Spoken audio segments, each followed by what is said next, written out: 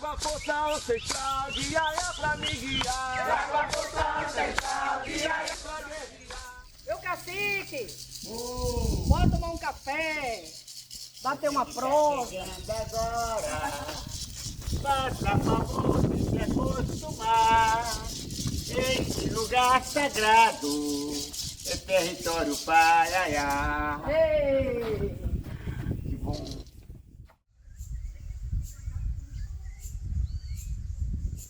vambora. Cacique Paiaiá, aqui no território Paiaiá, junto com o povo Paiaiá, em ex-região das Grandes Jacobinas, né? Ex-Morro do Chapéu, hoje o Tinga, Bahia.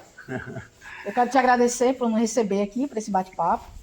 É um bate-papo que tem como objetivo informar, né? Porque quando chega o mês de abril, nós somos muito convidados para falar da luta dos povos indígenas, falar da origem, falar da nossa ancestralidade, da nossa identidade. E eu quero te agradecer por disponibilizar nessa manhã esse bate-papo com a gente. Ótimo. Obrigada. Vamos lá. Vamos bater um papo. Vamos tranquilo, estamos aí. Bom, para falar sobre os povos indígenas, gente, infelizmente o tempo da gente é curto e a gente tem que ser objetivo, né? Sim. Vamos talvez pular uma série de questões cruciais, mas aí fica então até a curiosidade para outro dia qualquer a gente voltar a debater essa questão. É preciso entender uma coisa seguinte, que não existia Brasil. Essa é a primeira saída que temos que entender. Não existia Brasil. O que existia, na verdade, era a Biayala, toda a região das Américas, chamava-se a Biayala, a língua cuna, né? Sim. E que hoje nós estamos dentro de cidades, né? Dentro de cidades, cada cidade põe o seu nome, entendeu? Geralmente o nome Morro de Chapéu está lá, o Morro de Chapéu do Índio, segundo Juvelino Cunegunde, né? Uhum. Aqui o Tinga, né? O que é o Tinga? O nosso rio Tinga, é uma palavra que quer dizer no caso o lago, ou então, enfim, água, né? E o Tinga branco, águas claras, água branca, né? E assim você vai encontrando outros lugares parecidos com o Itaberaba, o Iguaí, etc, né? Quem morava aqui eram os povos indígenas. É preciso se entender nos povos indígenas, né? Que os povos indígenas resistem. É um dos poucos povos no mundo hoje que não quer aceitar isso que está aí, não quer aceitar, mesmo porque você percebe que o chamado progresso, ele é um progresso se ele for destrutivo. Sim. A coisa é difícil você pegar um livro, vamos lá, um livro, por exemplo, de administração, de economia, de política, né? Onde o objetivo, o texto básico seja não destruir. Vamos começar por aí, para a gente entender. Não destruir, digamos, as matas, os rios, não destruir as serras. Não existe essa teoria econômica, não existe essa teoria econômica. E agora, essa questão da legislação propriamente dita, né? O marco temporal, né? Sim. Mas vamos dizer que ele só pode reivindicar suas terras a partir do dia 5 de outubro de 1988, que foi o dia que Ulisses Guimarães proclamou a Constituição. Aqui, por exemplo, que é um território, nós não queremos toda a terra de cabeceira do rio, nós queremos um trecho para a gente morar, para a gente habitar, para quem na verdade, indígena, poder estar tranquilo, poder, por exemplo, trazer nossos netos para ver a natureza, para preservar, por exemplo, a história das nossas avós, de Yaya Gameleira, que é seu caso. Agora, por que nós, indígenas, temos que não acreditar no nosso passado e no nosso Sacambuaçu? A região das Jacobinas, né, era dominada por um grande herói, que era o Sacambuaçu. Por sinal, por coincidência, foi encontrado ele aqui na cabeceira do rio. Esse nome sequer aparece na história. Aliás, tem a lei 11.645, né, que determina que em todas as escolas do Brasil se leve a história dos povos negros e dos povos indígenas, né? Eu sou professora da rede pública municipal e sou coordenadora da rede pública estadual, e a gente vê a dificuldade de se trabalhar. Por que eu estou aqui hoje? Porque, além de ser professora, estar na educação, eu também estou vereadora e estou na política, né? Num espaço que decide a vida das pessoas. Mas a lei, por si só, ela não deu conta. Porque ela obriga, mas ela demorou de ofertar a formação. Me lembro que a primeira formação que eu tive da 10.639 foi praticamente 2 anos depois que se efetivou a lei. E isso, para chegar nas escolas, demorou mais um tempo, porque você tem que passar a formação, fazer a formação continuada para os professores, e é uma decisão do professor trabalhar ou não. Ainda é uma decisão. Sim. Ainda tem a liberdade de cátedra, né? Você escolhe o que você vai trabalhar. E a formação para a lei, ela não faz a formação na compreensão e no entendimento. Por que eu te digo isso? Porque o estereótipo ainda é muito forte. Claro. Sheila, tudo é história. Oral ou narrado, escrita, tudo é história. E você percebe que nós somos os primeiros a receber o baque. O processo colonial nessa região começou no Nordeste, começou na Bahia, certo? E foi aqui os primeiros estupros, as primeiras matanças, as primeiras entradas. Foi aqui. De repente, os povos indígenas, eles eram não só o carregador de tronco, aquela história daqui, os navios saíam daqui cheios de madeira. Quem carregava os troncos? Você acha que eram os brancos? Não, eram os próprios indígenas. Isso é um mentira da história. Até hoje ainda tem, Sheila, uma história que os povos indígenas têm uma brincadeira, jogam um tronco nas costas e saem correndo. Aquilo é fruto dessa história, tá certo? A segunda questão é que... Os jogos dos povos indígenas, né? Exato. Tem a corrida do tronco. Sim, a corrida do tronco tem a ver muito com essa história. A outra questão que a gente pouco se cita, que é o meu livro, Roda de Prosa na Periferia, traz muito isso, é a questão da forma como o europeu viu a mulher indígena. Ele viu ela como objeto, o homem como um reprodutor. E ele, quanto mais mulheres ele reproduzia, mas ele tinha certeza, Thales de Azevedo cita isso no livro dele, ele tinha certeza que dentro de 1 ano, 2 anos, 5 anos, com 11 anos, certo? Uma leva de meninos loirinhos andava nas praias da Baía de Todos os Santos. Mas o homem reprodutor que você fala é o homem branco. O homem branco. Que estava chegando. Exatamente, Sim. Fazendo filho nas mulheres. Era certo? Um projeto de branqueamento. Colonizador. A vez passada eu fui fazer uma palestra numa escola pública, né? E o diretor disse que eu estava falando palavrões, né? Entendeu? Ou seja, na televisão pode. Aí você vê o estupro, o feminicídio, certo? Hoje ele virou um artigo do Jornal Nacional, do Jornal da manhã, do meio-dia e da noite, entendeu? Sempre tem Mas isso tem uma raiz. Exatamente. É o que você está trazendo para a gente. É isso que eu estou colocando para você. Essa raiz surgiu no Nordeste. Inclusive, até uma curiosidade, né?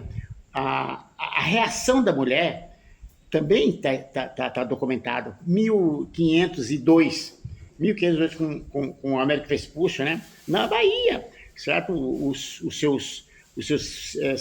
As seclas lá atacaram 2 mulheres, as mulheres mataram os portugueses, né? Entendeu? Isso também é escrito lá num documentozinho que está na Torre do Tombo, entendeu? Mas a gente tem que comprovar, tá certo? As mulheres também reagiram. Bom, então essa miscigenação era para acabar de uma vez, a partir do momento que você não é índio, a partir do momento que você não é branco, você também não é preto, você é negro. A partir do momento que você não existe, você não tem direito. Ou seja, qual o direito que você ia adquirir? Uhum. As terras não eram de ninguém. Então, esse foi o grande objetivo. O que eles nunca imaginaram é que essa raiz ficou no sangue, ficou na sua cara, ficou no meu rosto, ficou na minha mãe, ficou na minha avó, ficou na sua avó. Agora, quando se faz hoje, por exemplo, esse exame que se faz hoje para saber as etnias, 75%, 72% dá, por exemplo, como você sendo filho de uma ancestral da América do Sul, ou seja, indígena, né? Uhum. De sangue ó, Sim. certo? Sangue ó. E os povos do Nordeste, a partir da década de 70, eu diria assim, final da década de 70, eles realmente tomaram um impulso, né? Não só os Tupinambá, não só na Bahia, como os Quiriri, em toda a região, por exemplo, do Pernambuco e até mesmo, né, do Rio Grande do Norte, aqui, por exemplo, nosso Paiaiá. A gente encontra nessas raízes, né, as nossas origens, o nosso rosto, as nossas origens. Eu tenho certeza que não sou branco, também tenho certeza que não sou negro. Então, o que eu vou ser? Eu vou me acomodar e dizer que eu sou nada? Certo? Me afirmo como economista, me afirmo como historiador, me afirmo como escritor, mas me afirmo como indígena. Certo? E não tenho receio de falar que a minha história, certo, foi buscada lá na oralidade, lá na ancestralidade, a partir de uma velha que eu conheci, que era a vovó Gameleira. Sim. Como é a sua história? Nós conhecemos a sua história. Você já contou a sua história para o nosso povo, né? Sim. Então, no Nordeste, foi isso que aconteceu. Aí veio os Pancararus, Pancararé, todo esse pessoal, né? O sushi. Nossos avós moravam aqui na região, que eu chamo sempre das Jacobinas, do Morro do Chapéu, vai Jubilino Cunegunde, e botaram no livro dele. Aqui moravam os Paiaiá. Quem é que vai desmentir? Qual era a vantagem para Jubilino colocar aquelas palavras? Ele tinha certeza, ele pesquisou, ele viu. Eu tenho um incômodo, não é? Voltando à narrativa do eu fui, minha avó, minha tataravó pegaram no mato. Exato. Essa fala, geralmente, ela vem para introduzir a ideia de que quem está falando se reconhece indígena, mas torna a pessoa, a figura da pessoa que se diz ter sido pegada no mato, inferior. Exatamente. O objetivo é inferiorizar. Por que não dizer que o fato de ter sido buscada no mato é uma resistência? Então, eu gostaria muito que as pessoas que falam isso pra gente, quando as pessoas vêm me falar, Sheila, você é Paiaiá? Sou. Eu também sou, viu? Porque minha avó foi pegaram no mato, com cachorro. Mas sempre na perspectiva da inferiorização da figura indígena e não do reconhecimento de que aquela fuga não era para inferiorizar, era para resistir para continuar existindo. Então, esse é um incômodo que eu tenho com algumas pessoas vêm, mas eu estou sempre ali na posição de dialogar com esse pensamento para que ele seja reconfigurado e que a pessoa se encoraje a dizer: eu sou porque minha avó resistiu. Tem sempre uma grandeza para acrescentar na luta da mulher, da sua mãe. A minha mãe indígena, a minha avó indígena, minha bisa indígena, foi essa que me trouxe. Meu sangue indígena está nessa. Aí quando eu vejo aí as pessoas louvando, por exemplo, o matador, o coronel, o general, porque eu sou filho do matador. Eu conheci a minha avó, eu tenho 80 anos, então logicamente faz 80 anos da minha história. Por que eu vou deixar ela morrer? Não vai morrer. Por isso que aí eu andei o papel da literatura. Sim. O porquê que eu escrevo romance? E aí onde está a questão?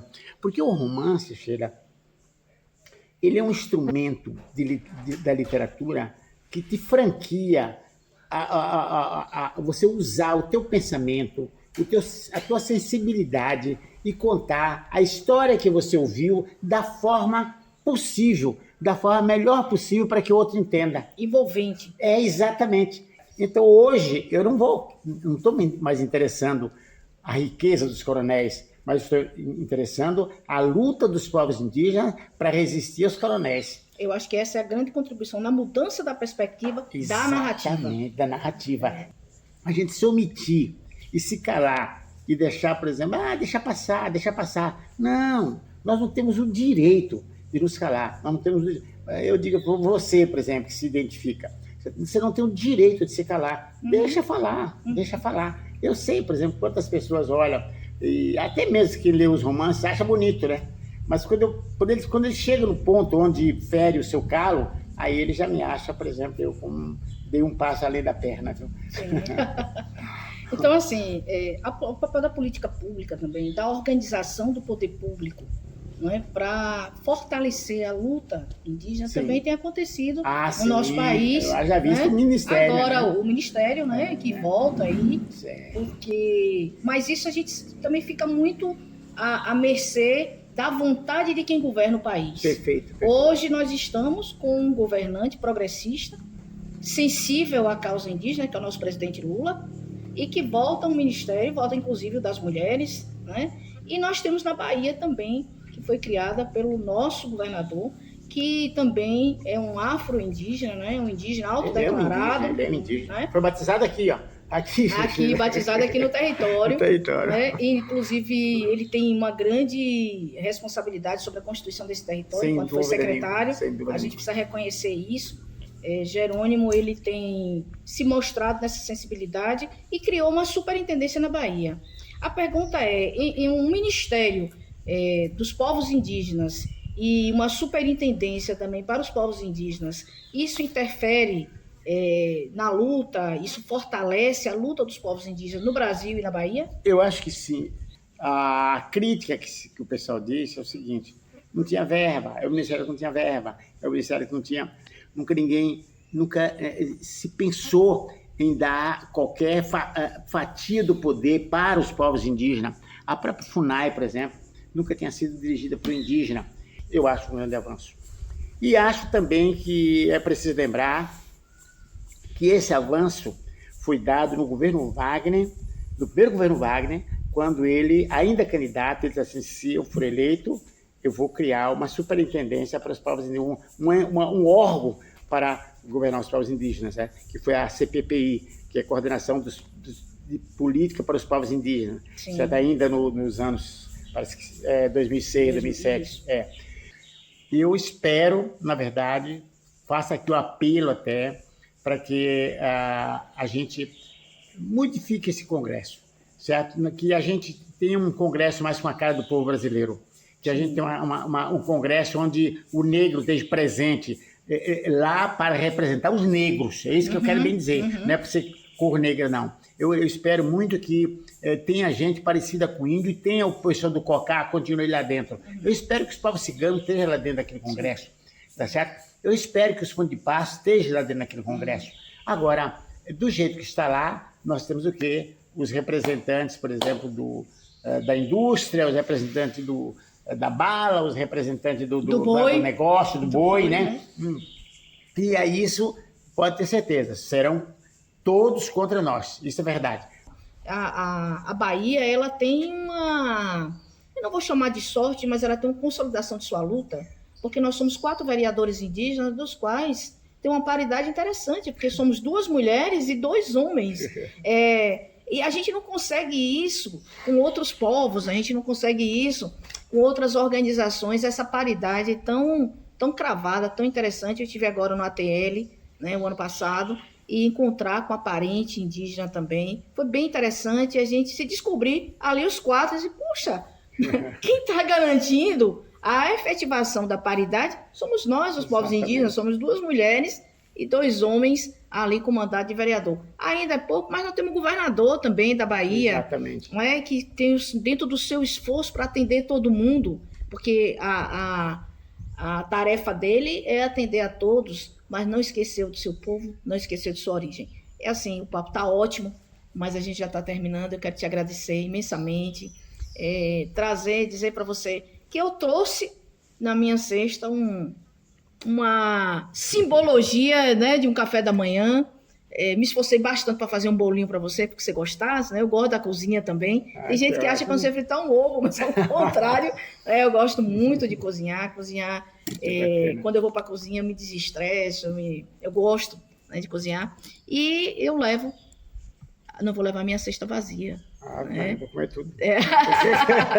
Eu vou levar a sua literatura na minha cesta. Ótimo, filha. E a sua literatura, tenho certeza, estarei em breve numa roda de conversa também numa escola e vou apresentar e quero te agradecer de coração por ter nos recebido nessa manhã. Espero que você leia, espero que você reflita.